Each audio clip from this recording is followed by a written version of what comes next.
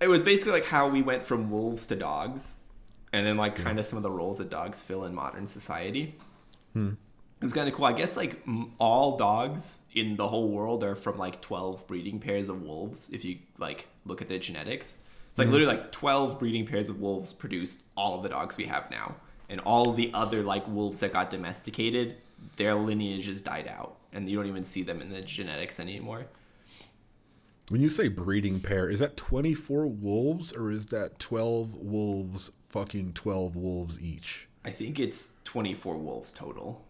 And I guess it's all the same thing. So, breeding pair. I'm dog A. Your other dog A. Oh, okay. Your female dog A. All right. We breed. You just call me a bitch. Mm-hmm. We're a breeding pair. If I decide to go to your friend over there, dog B, she dog B, are we now a breeding pair? So me, one male dog, has created two breeding pairs. I see what you're asking. Yeah, you would be correct, but from what I understand, the genetics don't show something like that happening. It was literally like 12 unique pairings. Okay. Because it'd be like, I'm in a village. Well, like I'm in like a collection of temporary tents, I suppose, and a wolf who's not super high up in the pecking order basically like sometimes chills with us and sometimes doesn't, and then maybe has puppies, and then the puppies from that wolf also now chill with us, and then like very slowly the wolves that like hanging around with us hang around with us more, and the wolves that don't leave, like who they don't hang out with us very much, and like slowly but surely like wolves that like us stick around more and more and more, until finally it was like, okay, cool, like these are the wolves that live with us now. Maybe those are dogs. You say that the wolves that we like stick around with us. Are you implying a lot of incest in that? Because it seems to me like, I don't understand what you're saying, but it seems like families need to be fucking to keep the dogs going, right? Yeah, so I mean, like it's not like the wolves were like leashed down, and they'd function more like really old breeds of dogs where they wouldn't be like owned by an individual. They'd basically just like hang out when we're camped, and then when we go on the move, they kind of like follow us, but not like with us. They'd go out and do other stuff and then come back. So a female wolf could like mate with another wolf and come back and like deliver puppies, if that makes sense. And was that because the humans showed like companionship, or like they didn't give them food, right? Because I'm assuming they're just out killing shit. We actually probably did give them food, likely because they served a very useful purpose in that humans are garbo at looking out for animals at night, and dogs are very good at it. So we probably were like, if those wolves that don't want to kill us stick around at night, we'll know if that bear who does want to eat us is gonna come by the camp. How crazy that such a men much stronger than we will ever be. We're like, yo, we need this shit. We're dying, you know? Like, half my family's gone. We should feed these wild-ass things that'll also kill us. And then now I have, like, a dumbass dog in the backyard, and she eats dirt a lot. You know what I mean? Like, yeah, just the progression. It's that show was crazy. Like, the way that they broke down, like, how we did it. And also, the other thing, too, that I thought was interesting was that they kind of, like, also were like, oh, yeah, this is how we used to think it happened. And that wasn't the case. Like, we used to think what happened was that people killed wolves and took their babies, and then were like, we will raise you as our pets. And that didn't happen. And the other thing that didn't happen is apparently that people were like, in general, I'm sure this happened in like specific cases, but in general, people weren't like, well, those wolves are mean to us and they're also hanging around with us, let's just kill them. It was more like the wolves liked hanging around with us and we were just accepting of that. And the wolves that didn't like hanging around with us didn't also follow us. They just went off into the woods and did their own thing. Got it. Yeah, interesting. Yeah, it was really cool to see. And the other thing too is then like afterwards they kind of showed like some of the like modern things that dogs do for people. It was kind of wild. Like, I guess in Cambodia they raised and trained dogs to hunt down like unexploded bombs that the US dropped in Cambodia. How crazy. What a very specific role. You imagine, like, how do you train dogs to sniff unarmed bombs. Oh no, those bombs are armed. Like they will detonate.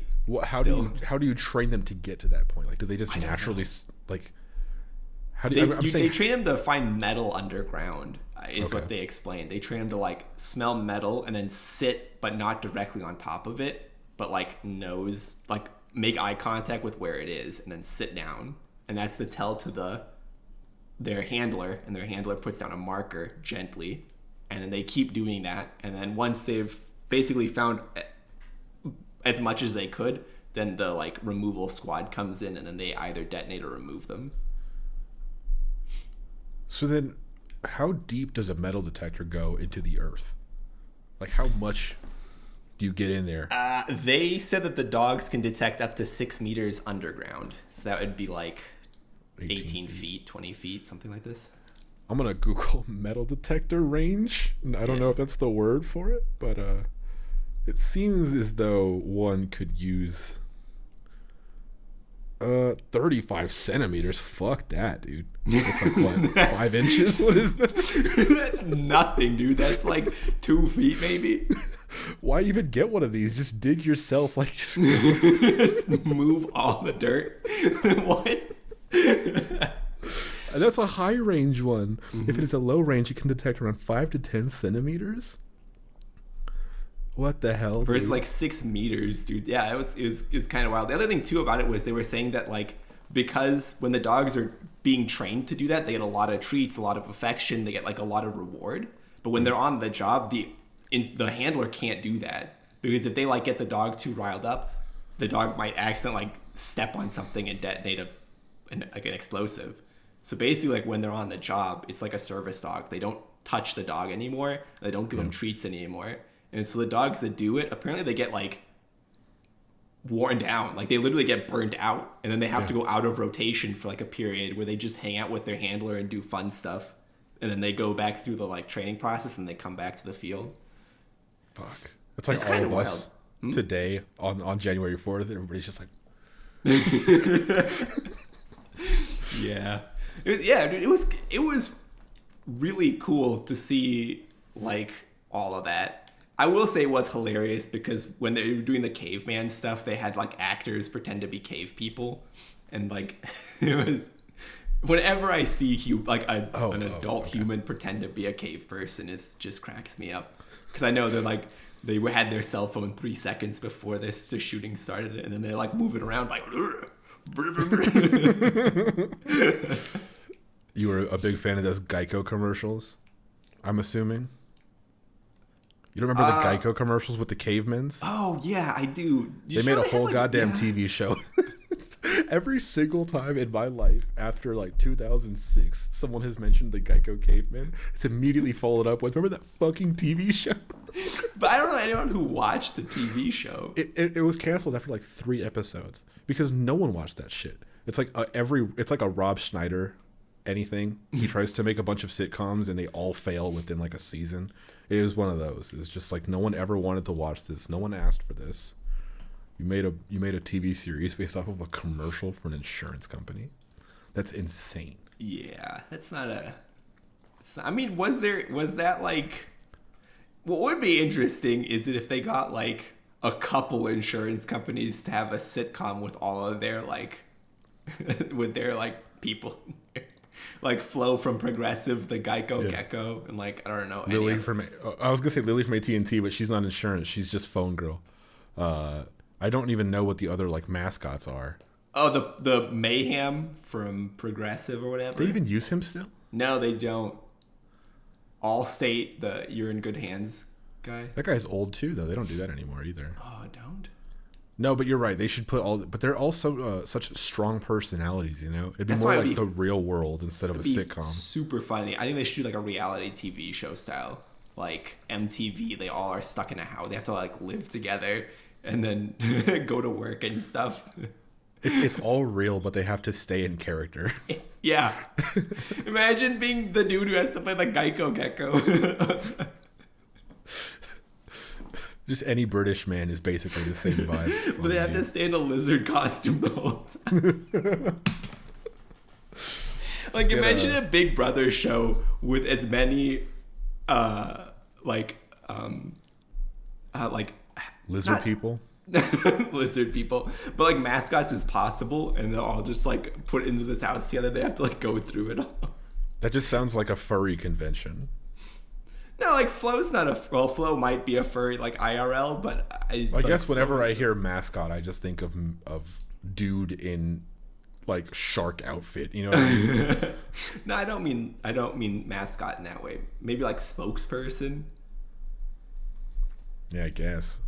But then I know what you're saying. The head figure or whatever of the brand. Yeah. And then like the dude who's like, "What are you wearing, Jake?" from State Farm, like that guy can be in there too. Yep. I'd watch it. I don't think I would. I just think it'd be funny to like have that pitched and have like a bunch of executives be like, "Oh, it's free marketing," and they try it and it fails miserably. I'm just saying I'd watch any TV show that you made, Yazeed, and I'd probably be one of the few. Listen, all I'm saying is that if you and I did a sitcom together, it'd be great. We're a dynamic duo. Yeah, dude. F&T coming soon, 2030. We're not even gonna describe what that stands for. I don't think. But yeah, I don't know. This whole past week was like really strange. You were working on stuff, and I very intentionally did not work on stuff, and I feel relatively rejuvenated. But I need more time to go through and read the like 400 books I didn't read, because just checking out the math on this, if I'm reading one book every 5 years, I will not get through 400 books in my lifetime. That'll take me about 2,000 years, you know. So my goal is to one day fill up this bookshelf with books and then get a second bookshelf for all my knickknacks. Buddy, I can help you. I just take anything out of Yeah, this but I gotta class. read them. They only go on the shelf once they're read. Wait, then where do you store them while you're reading them? On my desk, because I'm reading them still. So they just stay on my desk and then I read them. You buy brand new book. You put book on your desk. Desk does not go from desk to until it's read, and then it goes on shelf. Yeah, because I only buy like 1 or 2 books at a time. Okay, but in the case where you buy 2 books at a time, what do you do with the second book? You can't read them both at the same Stays time. on the shelf until I read it. So take my 400 books. No, not on the shelf. No, I didn't mean the shelf. I meant my desk. Sorry, it says on the desk. It says on the desk. I patted my desk and said shelf like an idiot. I stays on my desk until I read both of them. I have a specific spot on my desk dedicated, like open for the book books spot to go on. Yeah. Very cool. You're a single-threaded reader, huh? I kind of am. I don't do well with trying to like jump between books. The only time I've ever bought 2 books at once, I bought what is it called? Coyote America and American Serengeti. There we go. I bought those 2 books together. They were okay. I've not heard of either of them. Coyote America is basically like it's basically like a bunch of it's like a bunch of stories. It's basically like a story about the coyote in America and how like it starts off by talking about like how Native Americans viewed coyotes and kind of like what role they play now. And then American Serengeti is kind of talking about what, like, it almost has like a compare and contrast between what America's wildlife used to be with what America's wildlife is now currently. It's kind of interesting if you want to go back and look at like I don't even know if it's politically correct. Pre-white people North America versus post-white people North America. You could say pre-1600s or something. Or what is it? What's the year that... What year did Columbus sail? 1492? 1492 or 82? So 1492. pre-1500s North America. Well, like, but the wildlife here was fine until, like, America happened, basically. Whatever. It's fine still. We got like, we birds had and shit. we had a ton of bison until America was like, we need their tongues. Well, shit, we needed their tongues. I'm glad there's not a bison just, like, walking down my neighborhood, you know what I Bison mean? never lived in Arizona, sir. Well, either way, I don't have a bison here, so fuck them. USA. Yeah, I don't know. It was both of those were not great reads. I would not recommend them. I think the worst book out there that was called The Tortilla Curtain. I have that book. The book was so hilariously terrible. Yeah. I hated it. You had to read it for honors college, and my manager at the time gave it to me, even though I was not in the honors college. But he's like, the honors college kids are reading this. You'll love it. And I was like, great. I'll read this and get back to you. So terrible. Yeah, that was. Listen, I knew what that book was supposed to be about, and I was like, whether or not I agree with his message is irrelevant because this book is so poorly written. Nice. Legitimately, they took 2 cardboard cutouts of what you would think stereotypically like these 2 individuals would be, and then they were like, here's your characters, enjoy this story. And you're like, how can I enjoy this story? How? The story is entirely like driven by the characters and their conflicts, but I hate both of them kind of.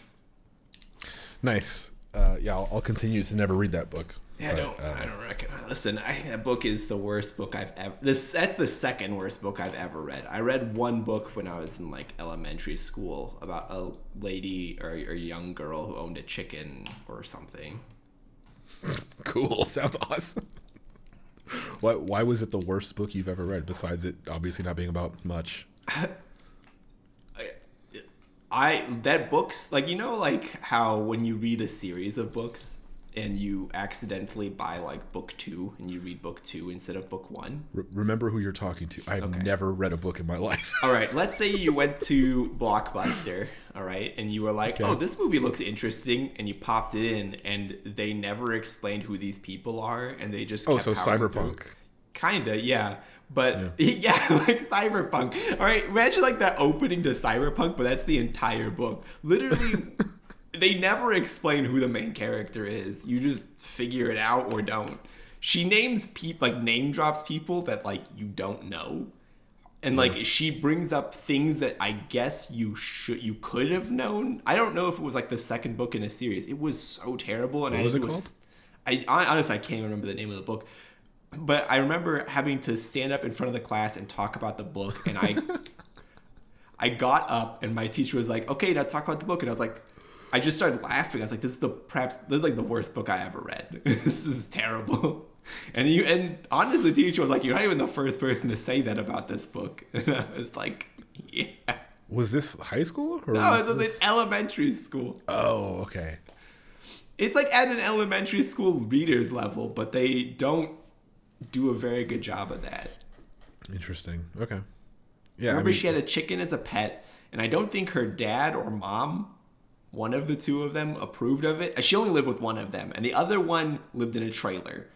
And there was a person whose parents died, and we don't ever really like see anything about that person again. Like we're literally just like told like, and their parents like, and they're an orphan. All right, now back to my chicken stories. And she goes to a zoo, and they spray gas on a tree. Or a perfume on a tree stump, and a tiger rubs up on it. She was like, that's awesome. I think her chicken eventually gets eaten by the tiger or something. That's like the story in brief synopsis. That's been a book hour with you. If we had listeners and they could find this book for you and you could probably read it in like an hour. We need a Jamie, you know, like the Joe Rogan podcast. We need someone to just Google shit the entire time. Yeah. Just Google chicken family death trailer divorce girl book. Macy children's book. Oh, you're actually doing it. Yeah. About a girl who owns a chicken. That's so general. I'd be amazed if you found it. My little cousin owned a chicken. Oh, really? That's like a very common thing, I think, for kids these days, or just people, whatever. Just chickens. How old is this? Sorry, go ahead. She was into making her own slime because that's apparently a thing that kids did for a while, like a year or 2, and then then she was into raising chickens. So the kids are into more interesting shit than I was. That's actually kind of cool. Yeah. I'm reading the synopsis for one of these books, and I don't even know what's going on. Let me read you the synopsis. This is going to take a bit, but Poppy used to be an optimist, period. But after a photo of her dressed as Rosie the Riveter is mocked online, she's having trouble seeing the good in the world. As a result, Poppy trades her beloved vintage clothes for a feathered chicken costume and accepts a job as an anonymous sign waver outside a restaurant. There, Poppy meets 6-year-old girl Miracle, who helps Poppy see beyond her own pain, opening her eyes to the people around her. Cam, her twin brother, who is adjusting to life as an openly gay teen.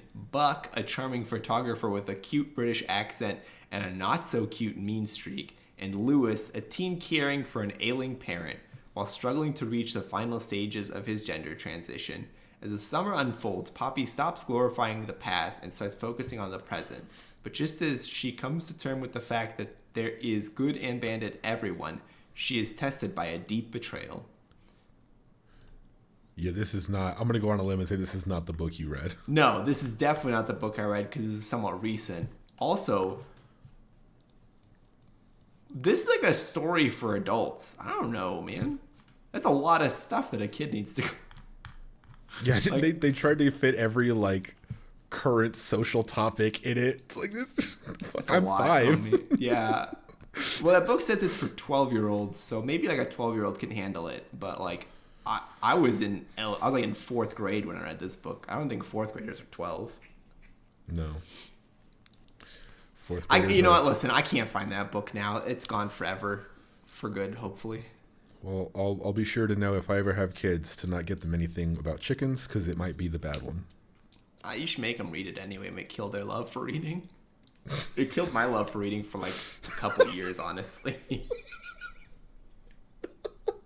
That's very sad. That book was so terrible. Yeah, anyway. Killed my love for reading. That's an amazing 1-star review. Speaking of star reviews, did you know the tire company Michelin is the same company that does the Michelin stars for restaurants? Yeah, because it's like you'd have to drive all that distance to go to all of them. Get Michelin tires. I didn't know that. And I think Michelin is a French company, so people can say Michelin and it still sounds fancy as shit. Michelin stars. Michelin stars. I didn't know that was the case, and I saw a post on Reddit, and I was like, ha ha ha, this idiot thinks they're the same company. And then I read the answer, and I was like, I'm the idiot for thinking they were different companies. Yeah. It's pretty weird. It's crazy how something can just get so much value just based off of like perception or whatever. If I have a Michelin star, I can triple my prices and people just think it's worth it. You know what I mean? It's like all in perception. Super crazy. I don't think I've ever eaten in a Michelin star restaurant. I want to say I might have maybe perhaps eaten at one once without intending to. We like went to a very fancy place and then someone was like, by the way, I think maybe not. I don't really care, I guess, but yeah. Was it a lot better than your regular dining experience? I've been to a lot of fancy. I mean, I haven't been to a lot of fancy. What? Did not want to say that. We get a flex counter in this podcast, please. I have not been to a lot of fancy restaurants. My bar for fancy is relatively low. Up until I was like 18, and I probably still to some level today. Olive Garden is fancy to me, so I don't know what like a good like a fancy thing is compared to a normal thing. I would say normal is like a Denny's. I have been to restaurants nicer than Denny's. You know what I mean? Some of these restaurants, like the one that we went to, Synovia and I went to when we got engaged. It was like a really fancy place in Disneyland, like a really whatever, some fancy place there. That was really great. The place they sell alcohol? It was yeah, but it wasn't like the secret one in Disneyland. I guess it was California Adventure. It was like we stayed close to the park. You know what I mean? And then, so there's a little place. They're like associated, but they weren't. Point is, it was a very fancy Disney thing, and the entire experience was very fancy. And the whole point is that like everything around the food was really a lot. Everybody was dressed up. Everybody was nice. All the tables were like, but the food was still just like really good. But it wasn't, you know what I mean? It wasn't like 10 times better than a Denny's. You know what I mean? It was maybe like 3 times better. But like my bar is Denny's. This man legitimately loves Denny's too much, I think. Denny's has all of the food you'd ever want. This is not an ad. Denny's has all the food you'd ever want available pretty much all the time. Can you imagine if Denny's sponsored this podcast? And we had to do a bit every podcast, and we somehow wove Denny's in. I think you could do it. I could. I am like generally opposed to reading advertisements, and if I ever had to read advertisements, I would read advertisements only for things that I really fucking loved. Denny's is up there, man. I'd put on a whole costume. I'd dress up like Denny, you know what I mean? Looking enthusiastic. Denny himself. For me, that's REI. I love REI. Yeah. It's kind of the opposite ends of the spectrum. You got the fits and the not so fits. The grand slammers, let's say.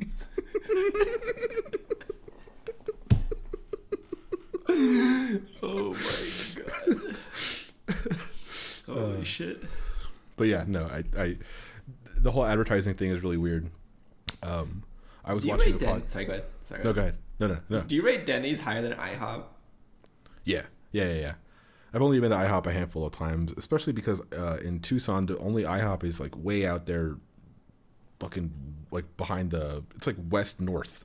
There's like very 6 far from IHOPs in maybe in like the area. In my kind of like life as up to this point, I have not seen IHOPs. Yeah. There's one IHOP I know about, or maybe 2. Yeah. That makes sense. There's no IHOPs around me. Interestingly, there's no more Pizza Huts around me either.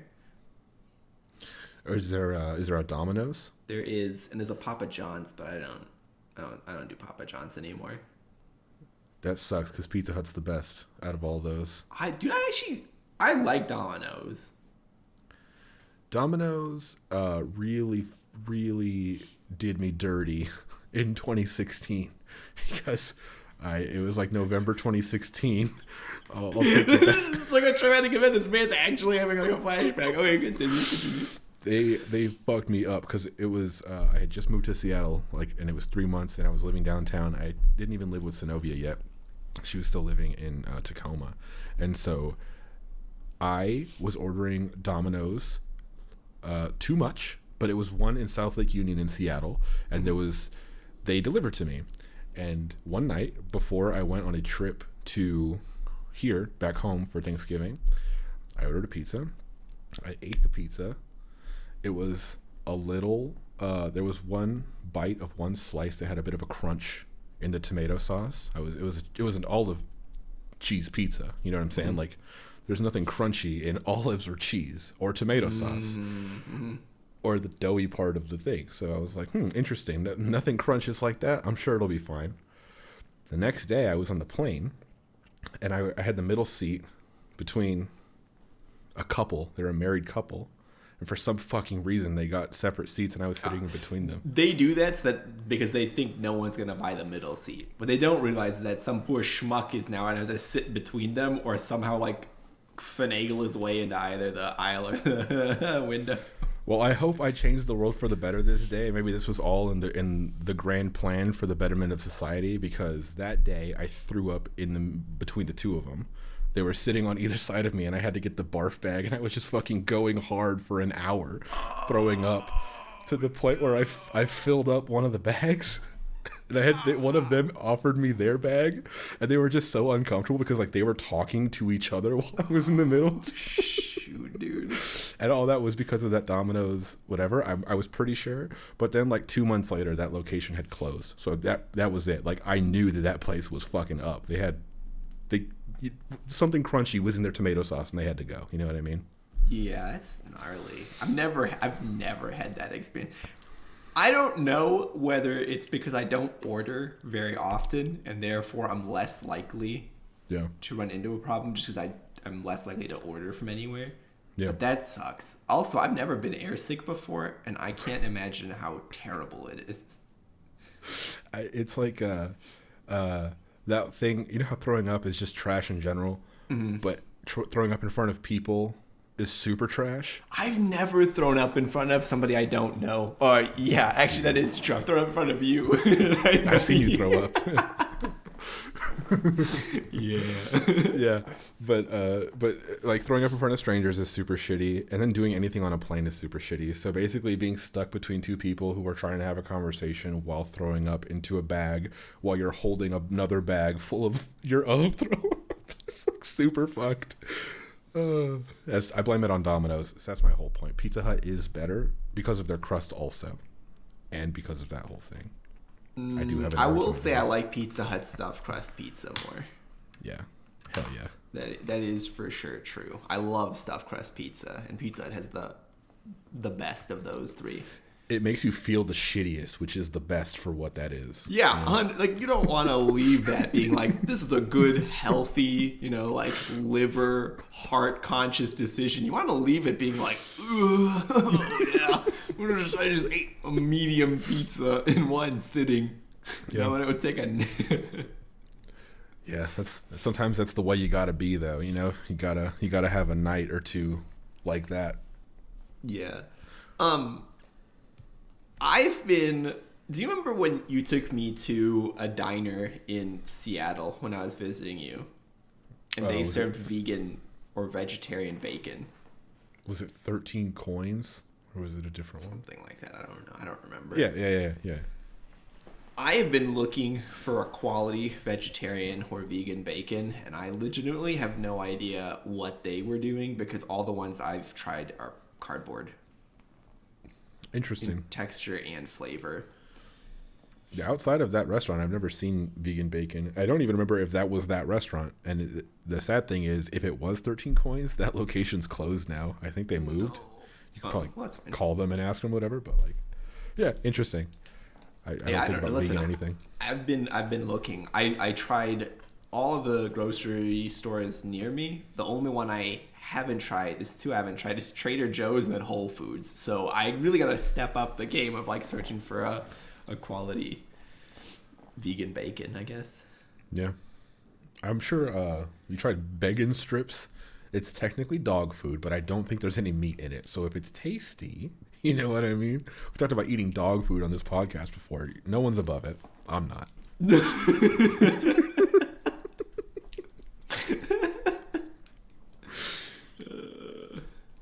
So that's if I ever became like a streamer and somebody ever asked me about what do you eat or whatever, I definitely would make a joke about eating dog food. For sure. Well, you see, then they're going to be like, what does it taste like? And then you're going to be caught in a lie. You're going to have to make something warm. up. It tastes like warmth. Have you ever had the, there's a jelly bean game where, some of the flavors are good and some of them are horrible?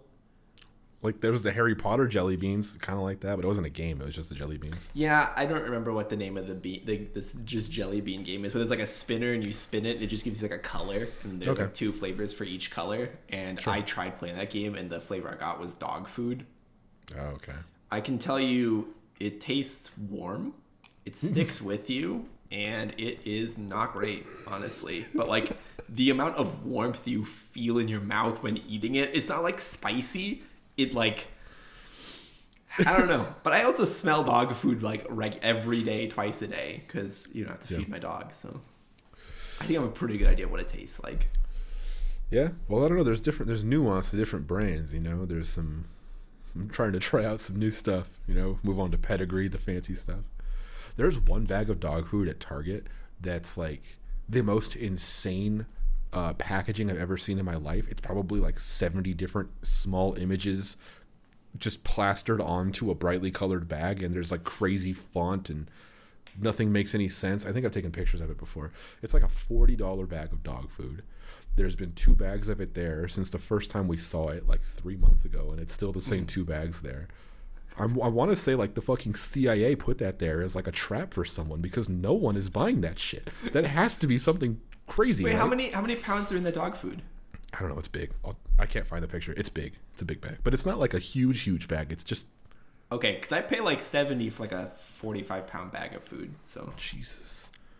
Yeah, I don't know, man. All I know is that the whole graphic design is my passion meme. It feels like this someone made. Yeah. I can tell you that the food I get is less picture heavy and definitely they go the other route of just a lot of text, but I don't read half of it. Well, there's a ton of text on this too. Oh no, it's just all over the place. Is it Purina? No, it's okay. I'm not even convinced Target knows that this is in their store. It might be just some man. Two people literally, the FBI dropped it off. They're like, it's a sting operation. Whoever buys this food's an idiot. They're a menace to society. We won't vibe with this person. Arrest them. Your vibe is so bad. You cannot. Yeah. Yeah, I don't know.